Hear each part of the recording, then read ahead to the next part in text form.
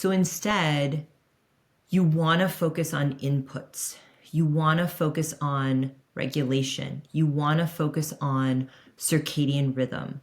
You want to focus on routines. Like you want to look at, okay, what are the inputs that are creating these outputs? And that doesn't mean that HRT can't or won't be helpful. Honestly, I see the women who are using HRT who are also doing all of these things that I'm talking about.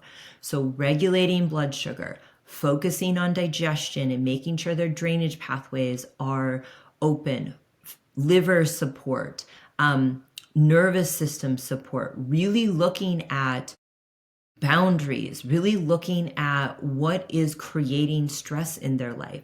This is when that's the magic. That's the that's the recipe. Okay? Because you need a foundation to put these hormones into. It's like if you were building a house, you can't put pictures on a wall that doesn't exist. And that's the best analogy that I can use for some women who are really frustrated because they're like, I'm taking these hormones and like everything magically hasn't gotten better.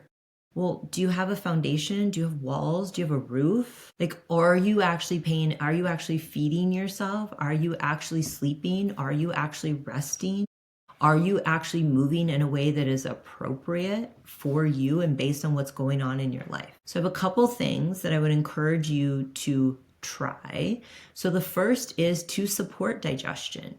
If you are like me right now and you're in a cold climate, or when you are in a cold climate, you want to have warming foods. That's going to support digestion. You want to chew your food. This is, again, if you're racing through meals constantly and you're not chewing your food, you're not going to be getting the nutrients that you need to help support different hormones.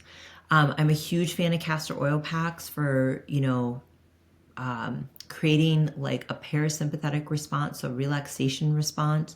They're really helpful for digestion. They're really helpful sometimes around cycles for some female.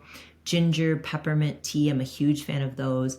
And really focusing on foods that agree with your system, foods that bless your body. Like I was talking to a client earlier, and gluten doesn't bless my body. Gluten doesn't bless her body. So that's not something that I'm going to be putting into the system, because then my system has to do something with it. And I want to go back to blood sugar, making sure that you have, blood sugar balance. And I'll be honest with you, some women they can see like, well, they're saying I'm eating enough protein, or yes, my macronutrients are balanced. And depending on what's happening with their feeding window, their fueling frequency, I can sometimes see some blind spots in there.